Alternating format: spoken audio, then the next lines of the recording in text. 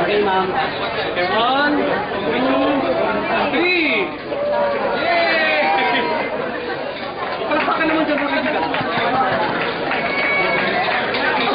Yay! Thank you, thank you.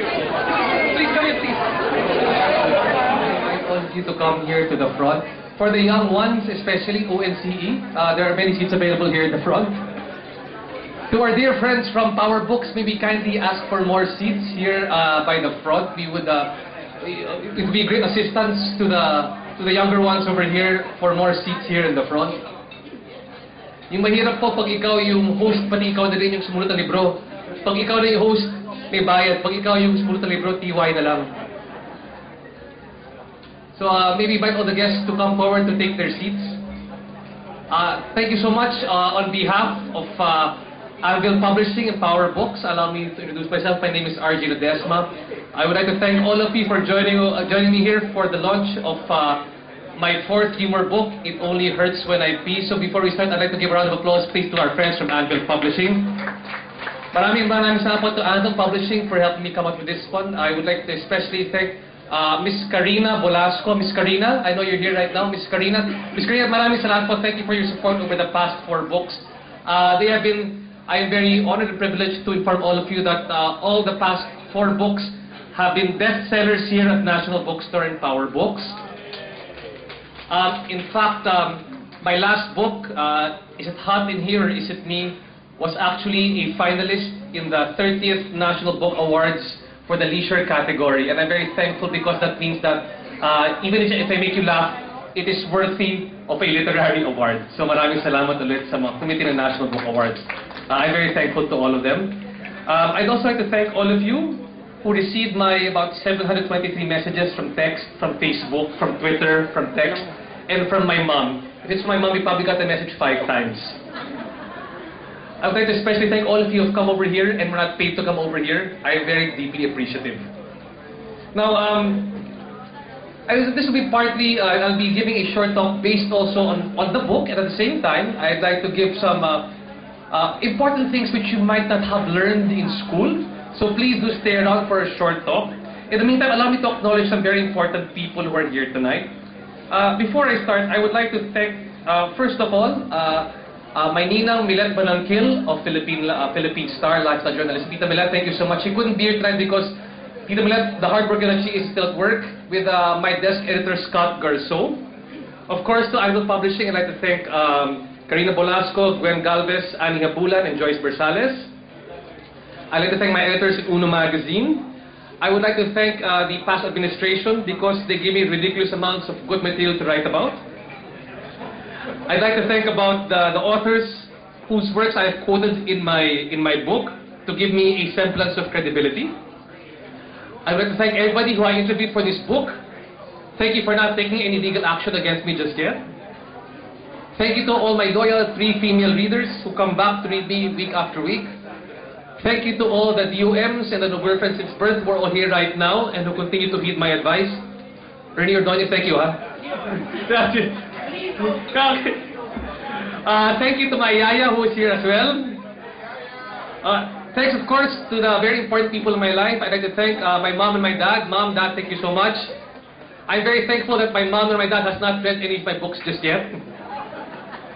I'd like to thank my sister and her husband Rina and Simon, my brother Rico and his wife Sheila, and to my in-laws, my Popsy, my Momsy, Sam and Sunny, Carlon Berna, Bonita Ian, Enzo Dalia, Don Edna, who choose to be related to me despite having read what I've written so far. And of course, to my beloved daughter, Fortune Jr. over here. The reason I'm writing this book, ladies and gentlemen, please buy several hundred copies so I can support her college education. And also to the love of my life, my wife Vanessa over here. Let's give her a round of applause. Please thank her for tolerating all my writing in the house. She is now very happy with my 3rd child, R3, who hopefully will inherit my sense of humor and my comic book collection. And finally, thanks very much to the big guy up there, who continues to watch over me and serves as my source of inspiration for writing. I thank him for the gift of wit and inspiration. And as we say with the Christian brothers, I will continue, oh my God, to do my actions for the love of you. And with that, ladies and gentlemen, allow me to talk a bit more about the book. Oh, before that, I would also like to thank my friends from the ALB family. Of course, to my very handsome manager over there, Benj Gavitan. Thank you very much, Benj. And Tini Viera, thank you so much. And of course, to my friends from the GMA News TV Best Men family, my Philippine Star family, and also the people who visit Mercato Central and Suderno. Open every Friday, Saturday, and Sunday. Yay! Mercato Central. Now, in particular, dear guests, I would like to thank one person who is not here right now, who did not write the foreword to my book. Her name is Jessica Zafra. Now, for those of you who belong to the same general age range as mine, back when I was a tasteful student in college, I first encountered the works of Jessica Zafra, and I was very much astounded by her work. And through no fault of her own, she inspired me to write my own column from her work called Twisted, which came out in the Today newspaper, which is now Manila Standard today. I would like to think that I have been a spawn of the Twisted columns. I think me and Jessica share a lot of things in common. She talks about world domination. I talk about being dominated by my wife. She talks about her 3 cats. I talk about my 3 female leaders. She talks about not suffering fools gladly, and I am a gladly suffering fool. So, ladies and gentlemen, in my book, she asked me to write a book review of her book Twisted 8 several years ago, and for me, when she asked me to write that book, I finally thought that I had come full circle as a columnist. So I'd like to thank Jessie again for not writing the foreword of my book. That's right, it says foreword not by Jessica Zafra, so if you take a good look, you will find out why. She could not be here right now because she's still planning her final blueprint for world domination. And hopefully, when she becomes world conqueror, I will be the boss chief of all the yayas.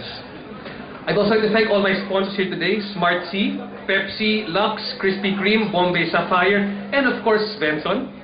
Please stay around, ladies and gentlemen, because we will be raffling off, if you buy a copy of the book, we'll be raffling off 50,000 pesos worth of Svensson hair certificates. I can see all the men here smiling, very big ear-to-ear grins, and tell you what, we are also raffling off 3 bottles of Bombay Sapphire in case you feel very bad that you don't win the gift certificates for the hair.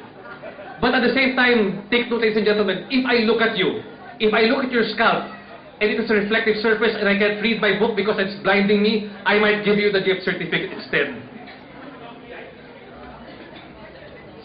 Now, I'd also like to thank all of you because after I'm done, we'll have a short stand-up routine by Marcon Oliva. Where's Marcon over here? Marcon from the comedy... Barlon from the... See, I'm making fun of his name because he's from the Comedy Cartel. We also have our friend Nomer, who will be doing some... First, Nomer Lasala. The Mentalist will be doing some great mental acts. And of course, Les Miserables for bringing about the music.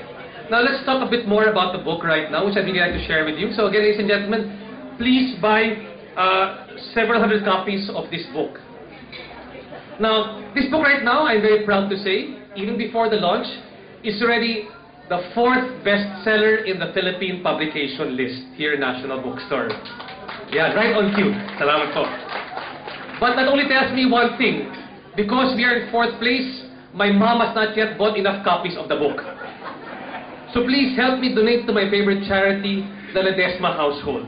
I have put my daughter, my 3-year-old daughter through graduate school, and my son through college education. Now, this book is worth 250 pesos. Tonight, it's only 225 pesos. Because it is on discount, that 25 pesos, that is my premium to you. I will give you a 25 peso preview of this book here tonight.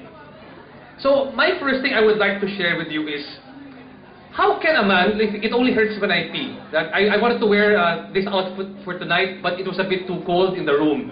And with a draft, it might make my proportions not look correct here on stage. So I opted to wear this full outfit. My wife just said, wear something pink instead. So I chose to wear pink underwear. Now, let me share a bit more about the book here tonight. And maybe some tips for all of you. Married, not married, single, divorced, annulled, or somewhere in between. Allow me to share with you some advice. Now, first of all, out of questions that people ask me after writing all these books, now the first question they usually ask me is, how can a man truly make himself attractive to a woman in the most legal way possible? You know, that doesn't involve begging or pleading or compensation.